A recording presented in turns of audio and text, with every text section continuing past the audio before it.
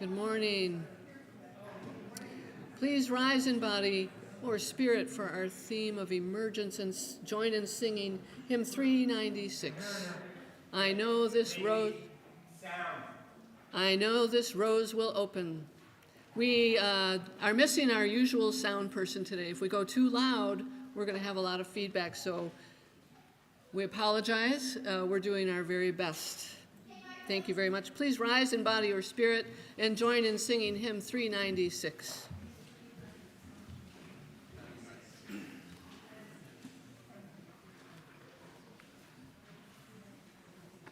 try this around. All right, we'll just sing it together. Pick up your time. I know this rose will open.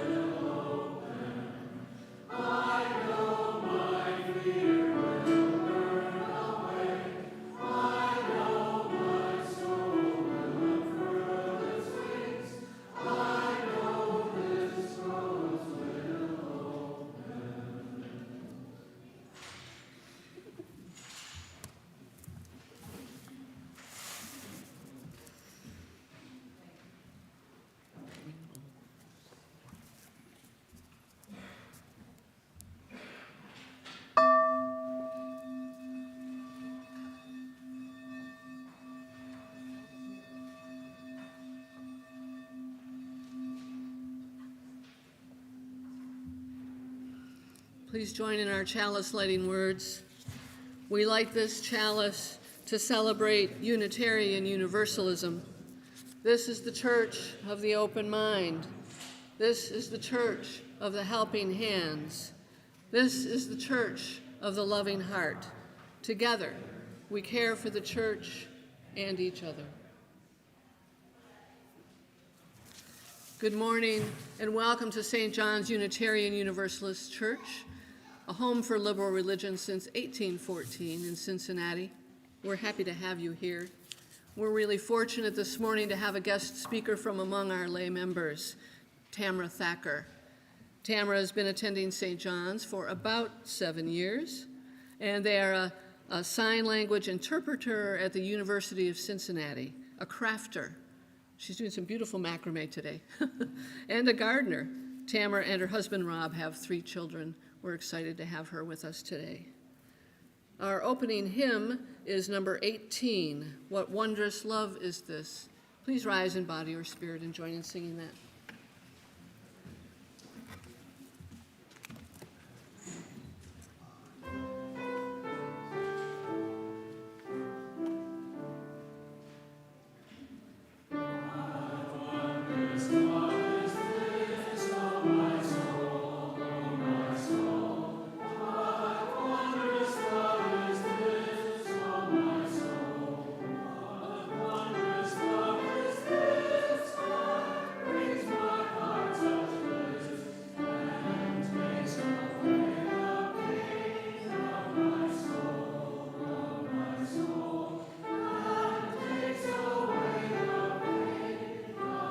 Soul.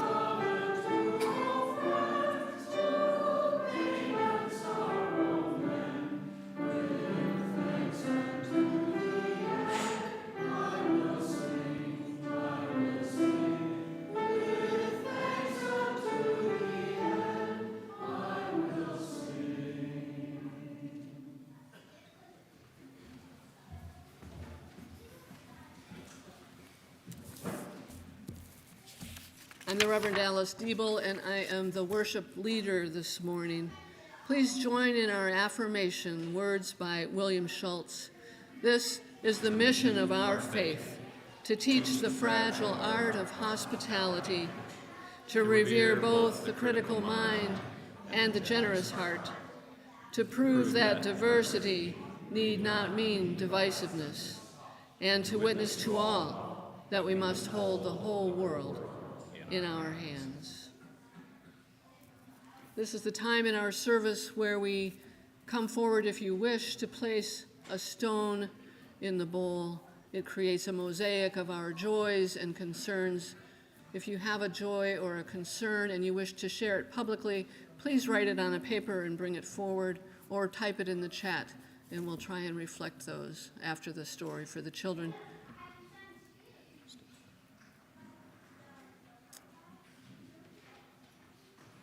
And we'll hold up here just a minute.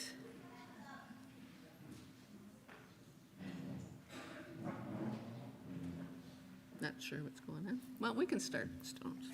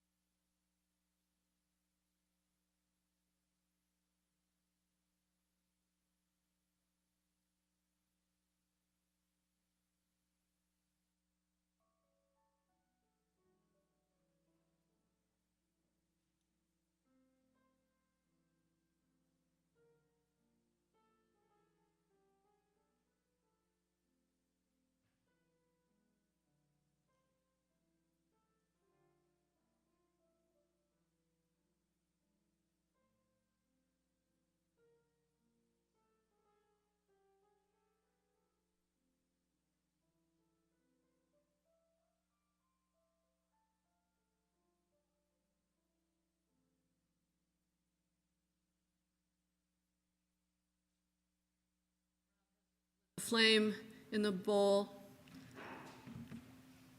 to carry forward our joys and concerns in our hearts this day. And we invite Ashley forward. She's going to tell a story.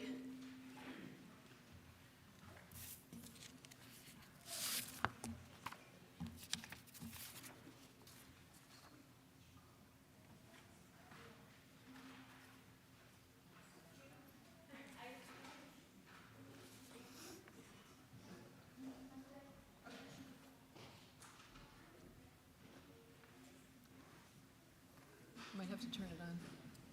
You might have to turn it on.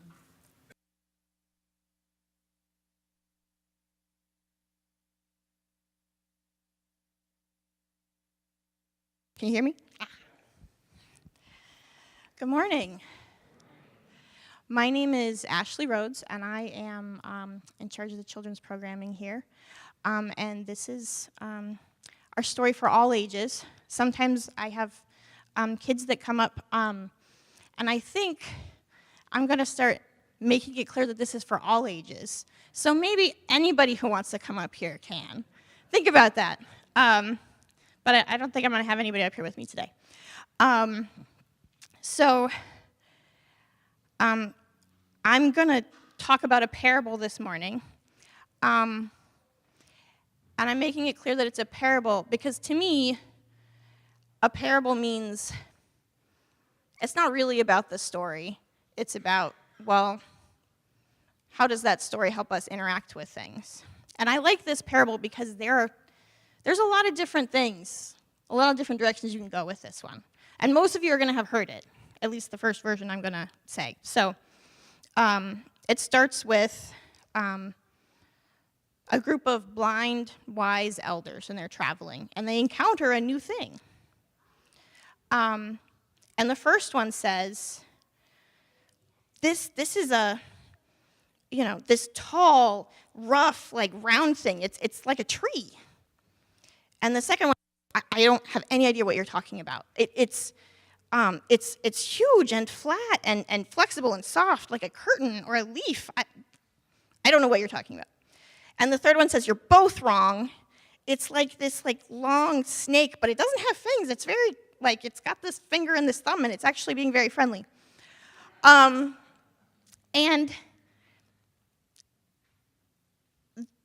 in a lot of versions of this story, they actually come to blows, and because they are so busy arguing with each other and declaring that the other ones are wrong, right? And in many versions of this story, someone who can see comes and explains that they are interacting with an elephant and are just seeing different parts of the same picture. And the interesting thing about this story is that a lot of times you stop there. And I think that the lesson is supposed to be humility. You don't have everything. And to me, that's actually not a very interesting place to stop. Because, okay, humility, Yes, that's great. And yes, in a religious context, many times we're being told to be humble. But okay, I'm humble. Now what? So I think especially from a Unitarian Universalist perspective, one of the things that we often, essentially do, and I'm just applying it to this parable, is say, okay, well, we all have this different information, and we can argue about whether this is an elephant or a woolly mammoth or, a tree or, a statue created by aliens. But then, how does that affect what we actually do? And that, for me personally, has been a very helpful way to orient. Okay, maybe it's an elephant, maybe it's a woolly mammoth, but what am I actually going to do day to day? And we work that out in community. So one of the very interesting things about this story is that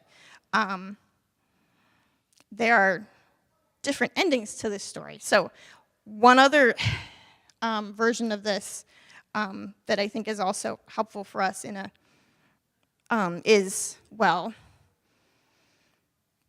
let's say they don't come to a fist fight or whatever, but let's say, that first person, they're not saying that it's a tree, they're just yelling, ow.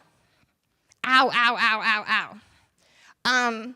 And the other people are just like, what are you, they don't understand what's going on. This person's just yelling. And what they're interacting with is, very friendly and nice and there's nothing dangerous. What is this person talking about? And, one of the things that I have learned as an adult very clearly is, okay, this person is yelling, ow. I have no idea what they're talking about. I genuinely cannot understand why they're yelling, but I am going to say maybe they're experiencing something that I can't see. And I'm blind. I'm never going to see it. They're never going to be able to prove it to me, really. But I figure out, okay, somebody's hurting. How do I help?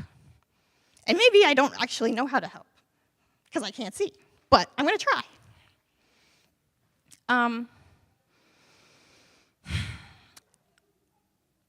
The other thing about this being so many different versions is I think that what really matters is not, I think the versions that I just told, there's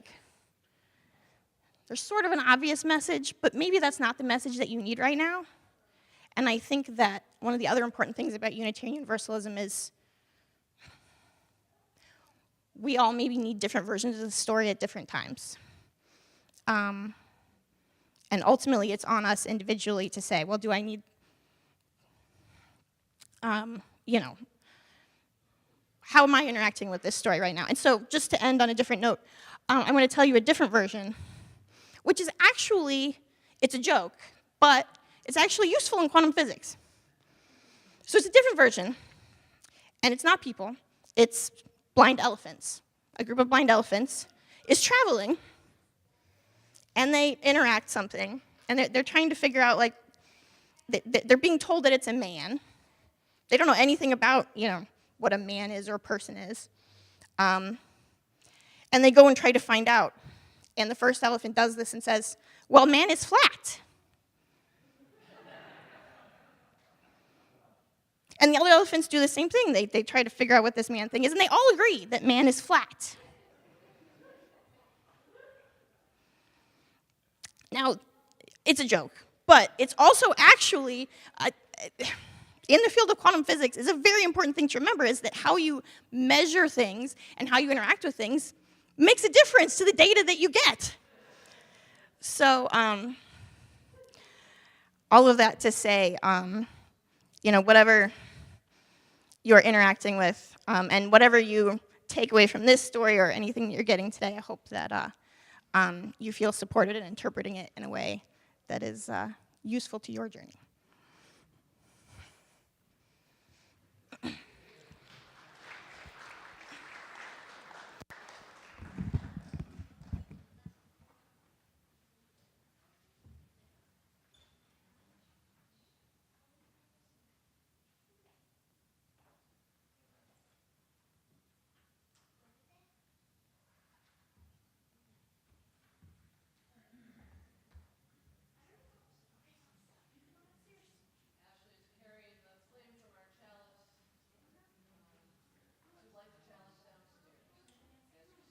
Out for their faith formation with Go Now in Peace.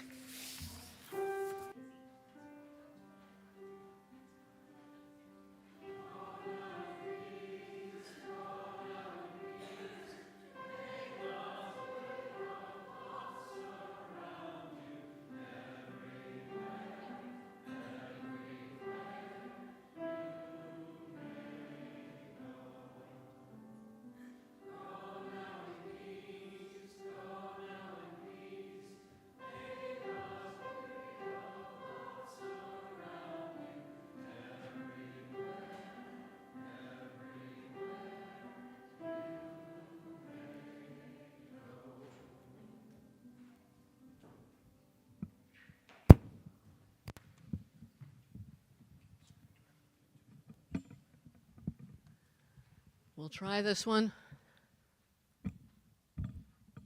See if this works better for us. All right. Will you please join me for in the spirit of prayer or meditation?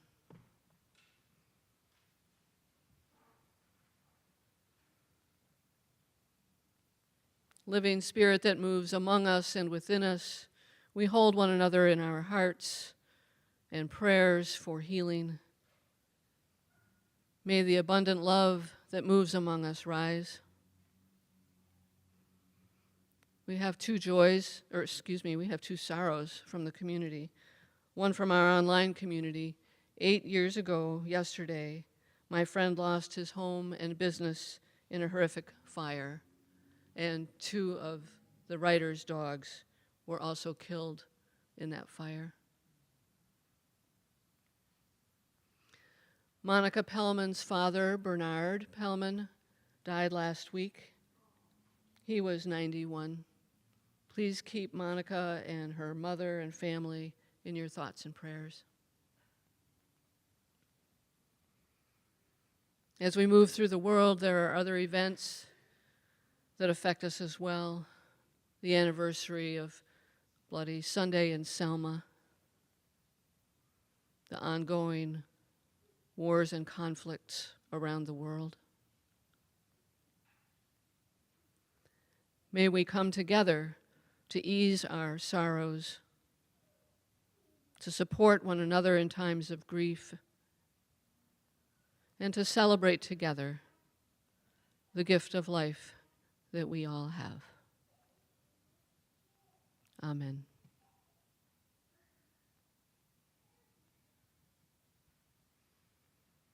We will now collect the offering. We ask that you give generously to the work of this church, and we gratefully receive your gifts.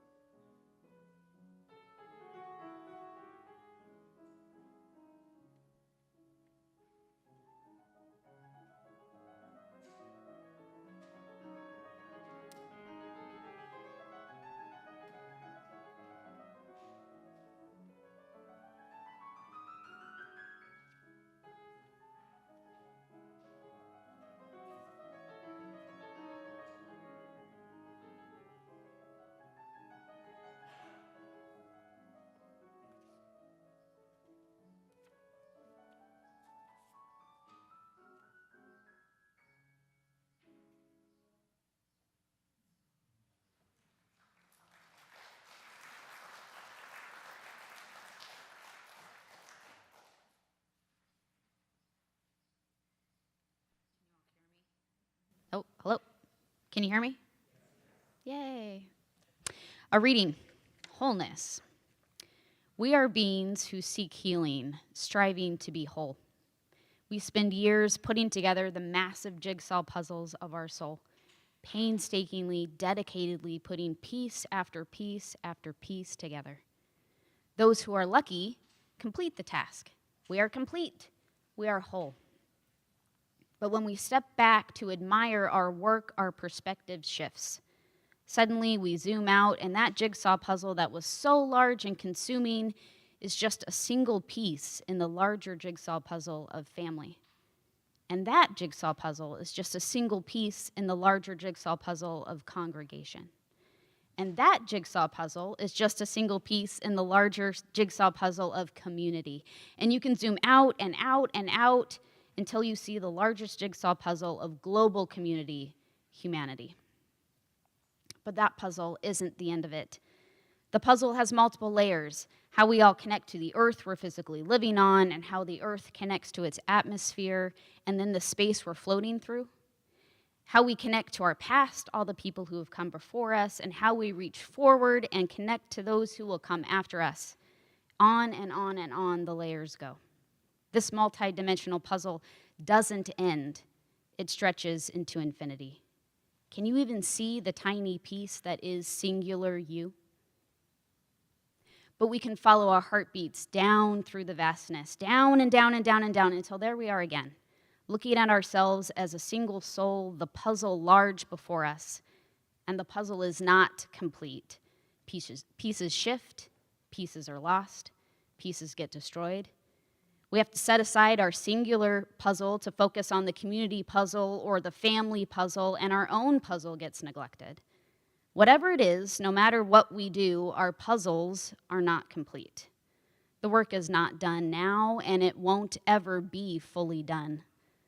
And yet we remain beings who seek healing, striving to be whole. This isn't defeat. Our yearning for wholeness isn't doomed, but it may require a paradigm shift. Maybe wholeness is a lifestyle, an approach. Maybe wholeness is waking up every day and committing to putting one more puzzle piece into place. I'd like to invite the choir forward to sing "Lord, Make Me an Instrument."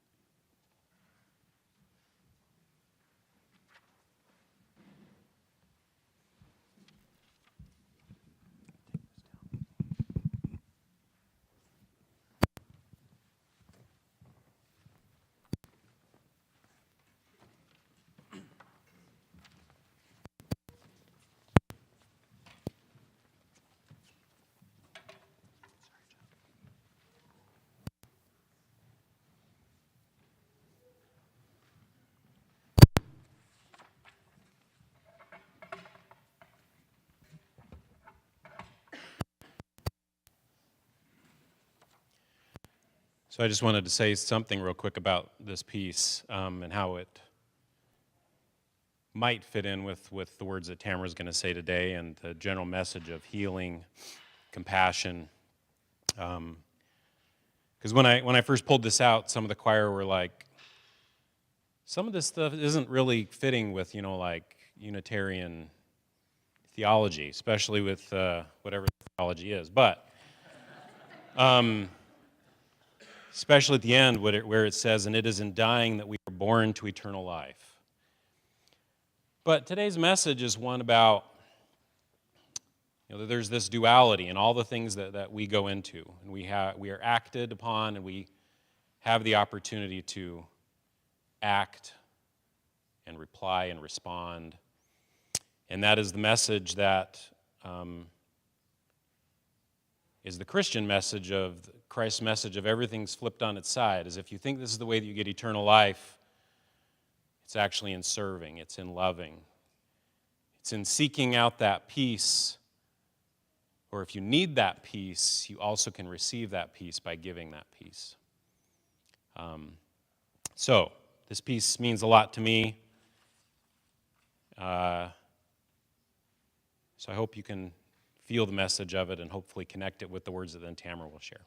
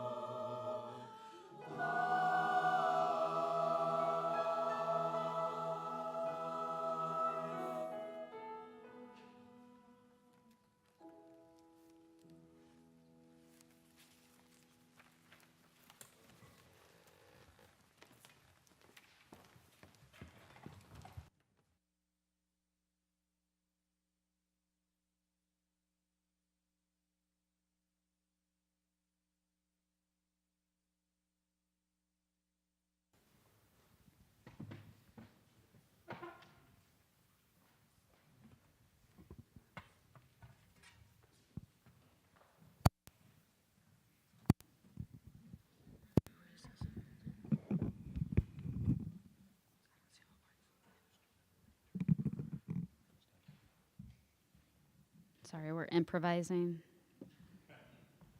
for the mic here.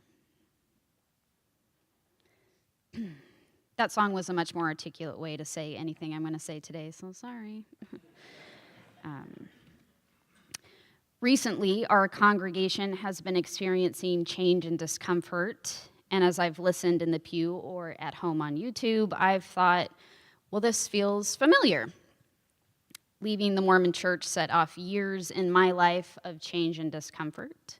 So I thought, I think I could say something about that. You all probably remember that Rob shared with you his story of our family leaving the Mormon Church. And I'm not here to tell you that same story or to correct his story, as much as I'd like to.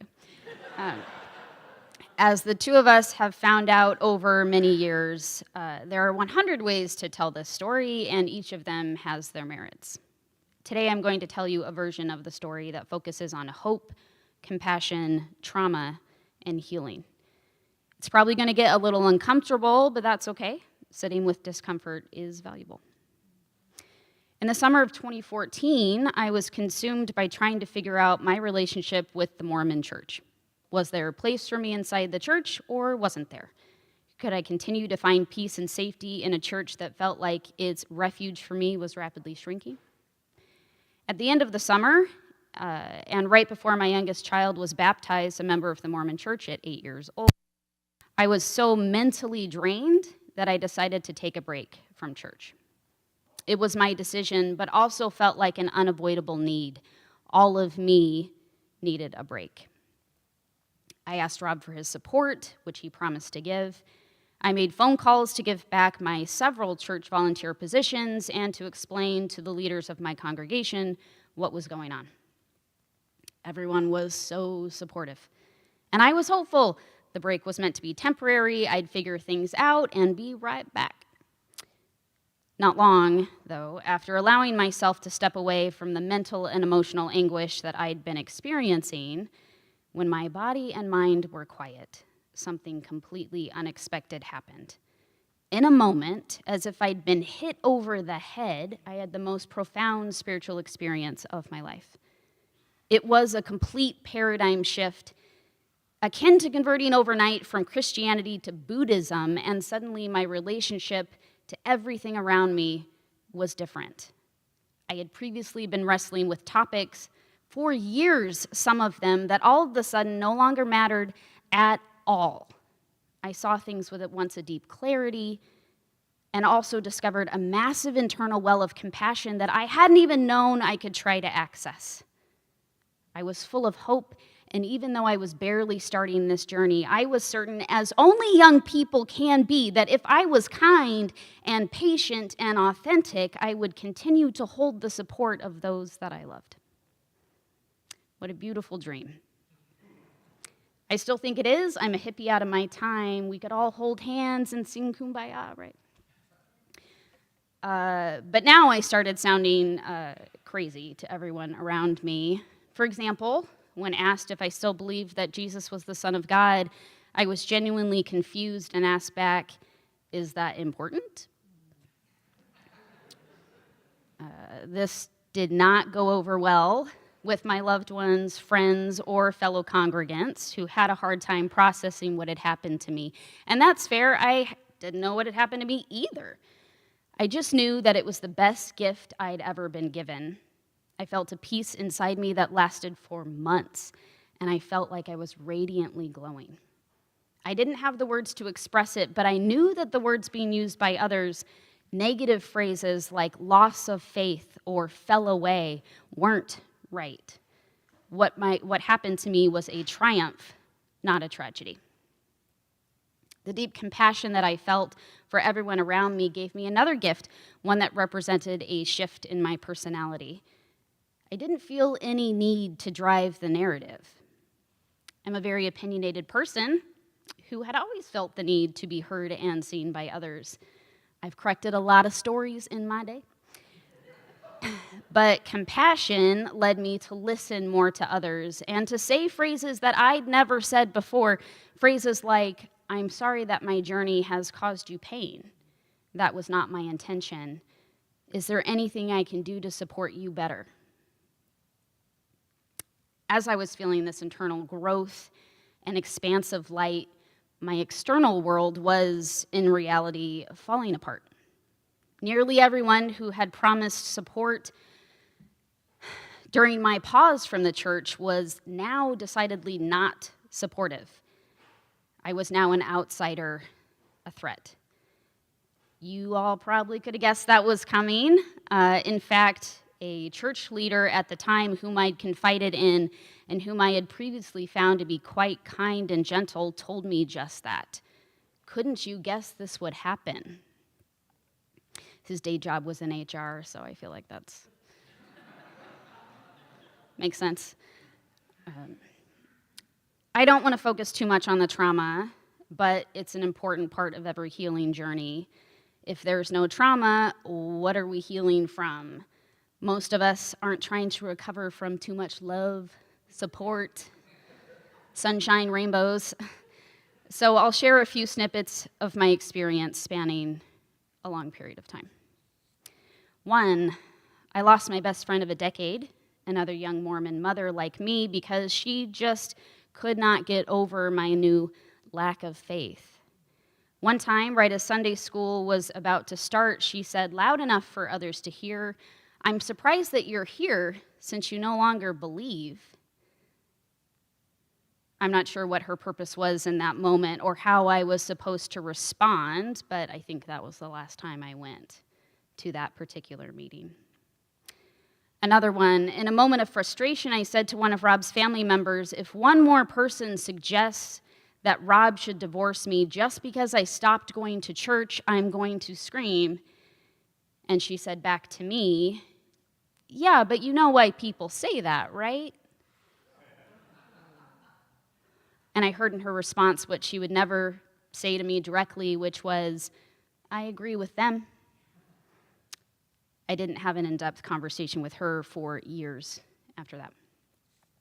Another one, for about 6 months, Rob told me every day these exact words, "You've ruined my life." I understood this to be true for him, so I responded like this, I know, and I'm so sorry. But 6 months was my breaking point. I told him I could no longer hear that phrase anymore. If it was true that I had ruined his life, he should move on and find a new life. And if it wasn't true, he needed to stop saying it. To his credit, I think he removed the word ruin from his vocabulary entirely. Another one, members of my Mormon congregation would approach my young children with well-meaning sentiments like, I'm so sorry that you're going through this, which meant I had to explain to my own children that the hard time they were going through was actually just me. One time, a woman in the congregation invited my daughter to a mother-daughter event because she knew that my daughter didn't have a mom who was willing to attend with her, so that woman could be her stand-in mom. We were all confused by that because I hadn't even been invited. Another one, I stopped going to almost any social event with Rob unless our kids were also there, and sometimes not even then. Rob got into a habit of speaking for me or negatively about me while I stood quietly by and listened. If this was with Rob's family, these conversations could go on for a very long time. And Rob would explain how I felt or what I thought, and no one bothered asking me if that was true. Even when Rob occasionally did ask me, I knew that my options in those moments were limited. So I usually just said, tell whatever story you need to tell. After several years of this, it was just easier and safer to go out with friends on my own. I want to hit pause for just a second and say that if we had enough time today, or if at any time any of you are interested, we could talk about this for a really long time, I'd love to go into a long discussion about institutional forces and how those interact with our personal choices. My family and Rob's family and most of my friends' families have been Mormon for a very, very long time. Rob and I both have Mormon roots that go back 200 years to the very founding of Mormonism. And that's a very long time to be indoctrinated in how you should respond when someone steps away from the church. I knew that the responses I was getting were not the fault of the person in front of me. That's too simplistic. And I knew that it was very difficult to go against the grain of Mormon social culture. The church designs it like that. All of that is one of the reasons why I tried to accept every offer of support that was given to me, even if it wasn't what I needed or wanted in the moment. And for those few people who offered me support, how I did need it, my mother, my brother, my children, I've been deeply grateful for their bravery in choosing love in those moments. You have to dig deep to overcome institutional forces that try to label and then ostracize dissidents.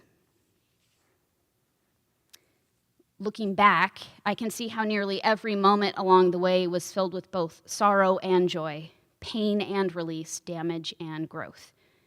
At the time, though, I was in the middle of a storm that wouldn't let up or a battle that wouldn't end.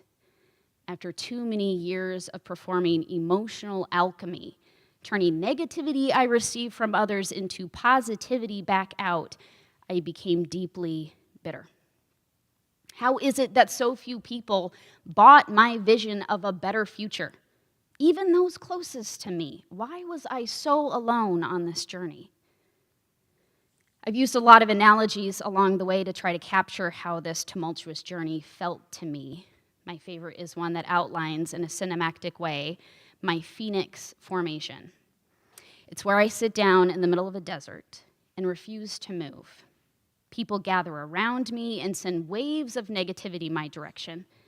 I send positivity back out. Negativity keeps coming in, positivity keeps going out. Again and again and again. But soon, my eyes close. That fire that grew inside me, that started as a passionate fire that lit my eyes and compelled my positivity, stopped. The negativity gets drowned out by the beat of my heart, which grows louder and louder like the beating of a war drum. Winds swirl around me like a tiny tornado, with me in the eye of the storm. At the climax, the drums suddenly stop, my eyes open with an exacting coldness, my hands open and reveal the internal flames now in my palms and under my control. I send the flames out into the tornado in all directions, all at once, and destroy everything. I have become the supervillain or the superhero, depends on your perspective, and everyone gets exactly what they deserve. That's how I'd like to write it. Tamra, with no one to protect me, protects myself. The real-life version, however, was not like that. I was much more broken. I did come to believe that I was very alone and that the only person who would protect me was myself. I became deeply distrustful of everyone around me, especially those people closest to me. I didn't destroy anything. I just wished I would. I struggled internally with why I could be so brave and true to myself in leaving a church that wasn't mine anymore, and yet I wouldn't leave a marriage that was no longer a safe space for me. Who was I? There was so much pain. Too much compromise had come at my expense. I had allowed that. I didn't really care about compassion anymore, and hope had long been abandoned. I wasn't sure what the point was at all. I had lost my way. And here's where something unexpected happened again. When I was no longer even hopeful for hope, when hope had become a 4-letter word, healing started finding its way to me. I'll give you a few examples. 1, my husband started being nice to me. It'd been a really long time. I know that you all know him to be a lovely man, and I agree, I did marry him. He's very kind and sweet and loving, but for many years he was none of those things to me. I distinctly remember the first time he asked me how my day was. This was in 2020, if you remember, the story started 2014. So 6 years after. Just a simple question, how was your day?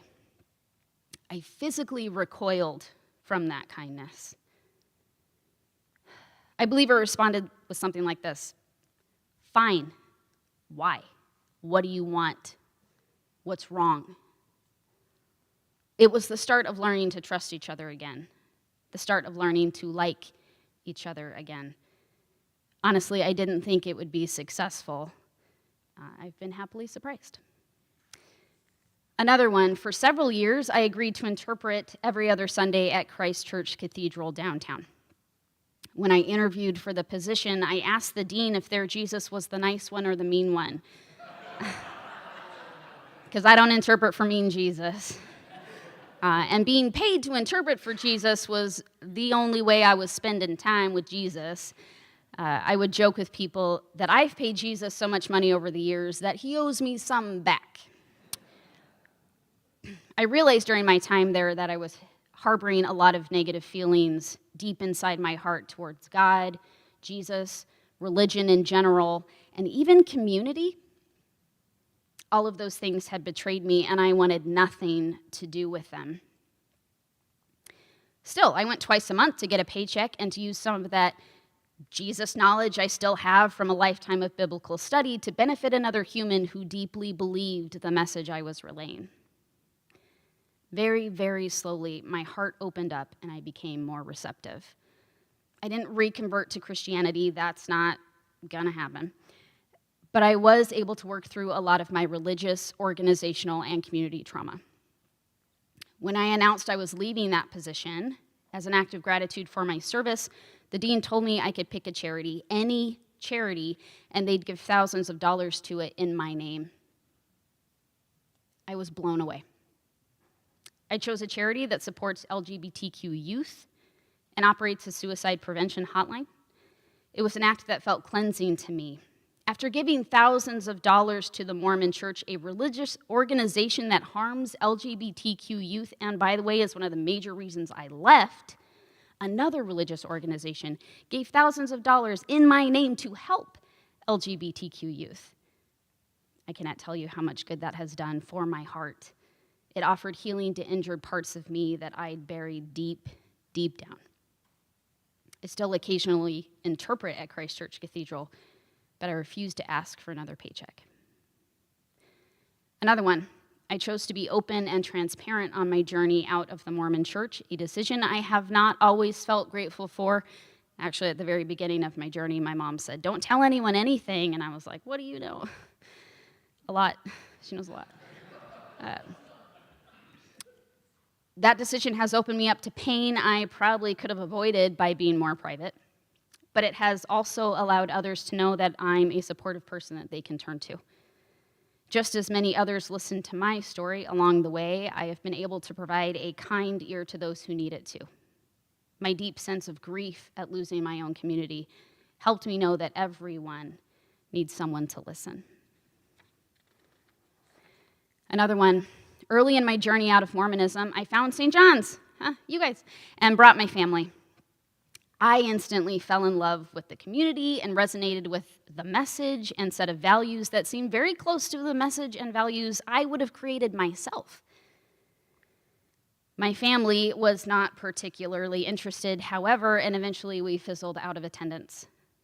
The nail in the coffin for me was Rob saying that he could not envision a future where he was willing to dedicate more of his time and energy to this community by becoming a member here. I was disheartened. While I was interpreting at Christ Church Cathedral and working through my religious trauma, I guess Rob was working through his too, because he came home one day saying he was stepping in to become the temporary choir director at St. John's. I was, of course, surprised, though less surprised when I found out my daughter had volunteered him for the position. But I also was thrilled because I knew how much healing this represented for him. When Rob is happy, he does music. And music hadn't been a part of his life for a while. For several years, he didn't sing at all, even in private. Watching the person I love most in the world reconnect with one of his spiritual loves has been deeply healing for me. This isn't the entire healing story. We don't have time for that, right? And I haven't even processed all of it. But even if I did and had the time, I don't have a straight line through the journey of healing. I'm not sure there are any straight lines. I think healing has required for me just as much bravery, hope, and compassion as leaving the church had in the first place. In fact, I think it's required more, precisely because there were now so many layers of trauma to work through. And each layer has brought a new set of challenges. And I was already so tired. It has been extremely difficult to open my heart back up to possibilities and love when my heart is screaming at me, "You are an idiot, keep them out." But when I think that healing is taking too long, I try to remember that the trauma took a long time too. I believe that healing isn't ever over. And what does healing mean anyway? How would you know when you're finally healed? It's a question I can't answer even for myself. And I'm skeptical of others who tell me that they know what that means. What do any of us know? While I'm not healed over the last year or so, I have come back around to trying harder to be the person I want to be. I've set goals for myself to be more loving, which in and of itself is a huge step forward, and it has helped me reconnect with that person, fresh off a spiritual epiphany, who knew that radical compassion was a beautiful journey worth taking. I've added radical compassion for myself, including drawing necessary boundaries so that hopefully next time I don't have to emotionally burn everything to the ground. It turns out that when you look around you as a fully realized phoenix, after that kind of transformational moment when everything is black and barren, the movie isn't over. There are lots of moments ahead of you, and you have to rebuild. So back to the beginning. If there are 100 ways to tell this story, why did I choose this version to tell you today? Reason one, I like this version. It feels honest, but I think it makes me look pretty cool too. An idealist with a vision, crushed by years of trauma, who eventually comes back around to love. That's a great story.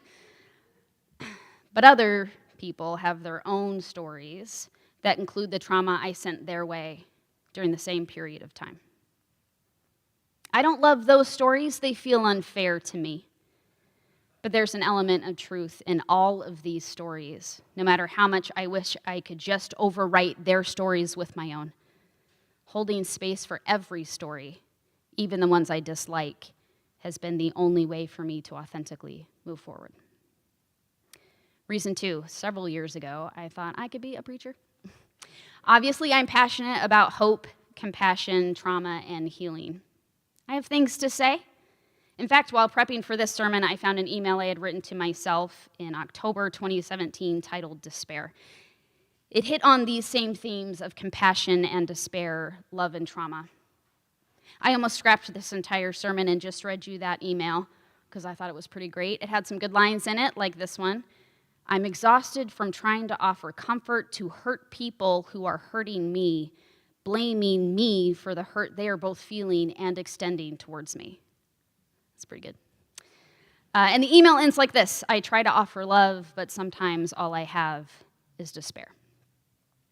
So clearly I have a message, but it turns out I'd be a terrible preacher because I really only have that one message that I keep saying on repeat to myself.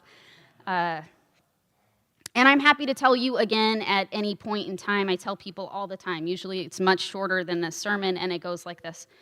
You're a good person. Yes, you feel hurt and you're having a hard time trusting others. You know why?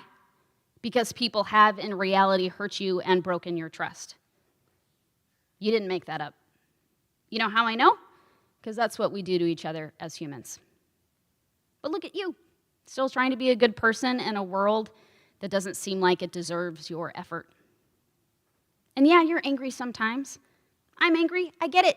I'm like the Hulk. My secret is I'm angry all the time. But anger is the flip side of what drives my desire to be compassionate. So look at us, still trying to be good people in a world that often doesn't feel like it deserves our effort. We're doing a good job. Let's keep going. Thank you.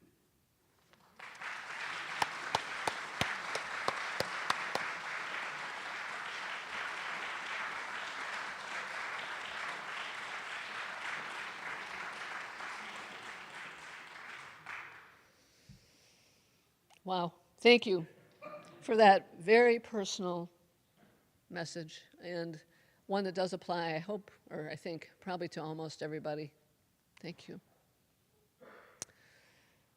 I don't want to do announcements, but I'm going to do an announcement.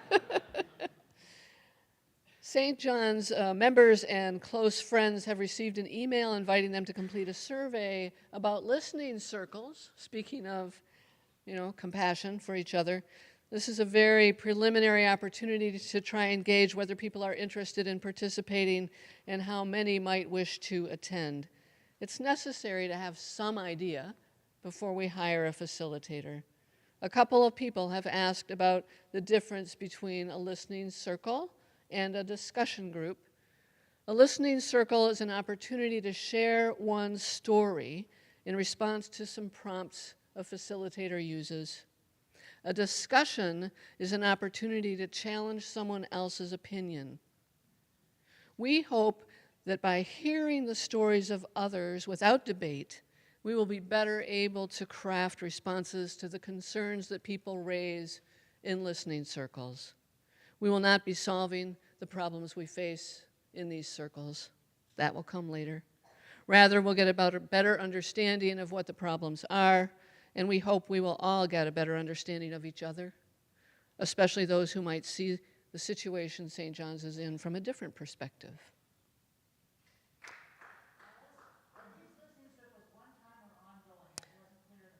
We don't know until we hear from you. Yep. So please do respond to the survey. If you can't manage it online, we have some paper copies here. See Kathy Schell or me. Yep. No other announcements? Do we have an announcement about next Sunday's soup and bread lunch? We don't, but we could. We have soup and bread next Sunday. Sign up if you haven't, right? And there's a book takeaway and giveaway going on, so coffee hour could be fun and exciting. Please rise in body or spirit and join in singing hymn 292, If I Can Stop One Heart from Breaking.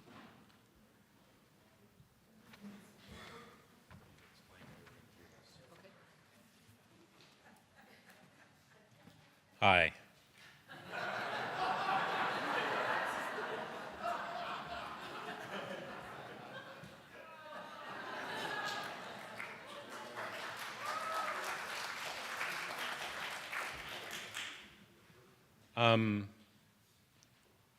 This is an unfamiliar hymn for many. So Peng Cheng is going to play it through once, and then the choir is going to sing it once, and then you all will sing it once, which makes 3 that you will hear it, okay? So Peng Cheng, please play it through one time.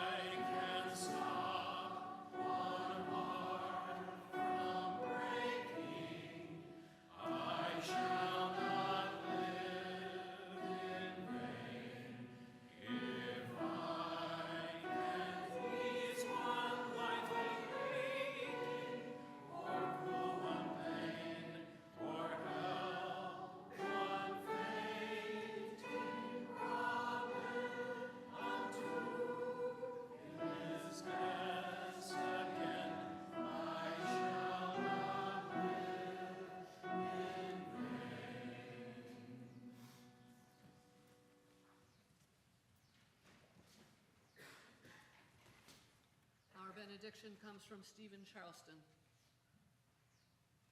Doubt is the friend of faith. It exercises the strength of what we believe, pulling us forward with questions into new areas of spiritual exploration. To ask if anything is really out there, to wonder if there is a conscious creator, to insist on a reason for suffering. These are all legitimate gifts of a doubting mind. We are doubters and believers, followers of a cycle of questions, testing our faith against our experiences. Faith is not an answer that never questions again, any more than doubt is a question that never has anything but a single answer. Amen. Go in peace. Return again in love.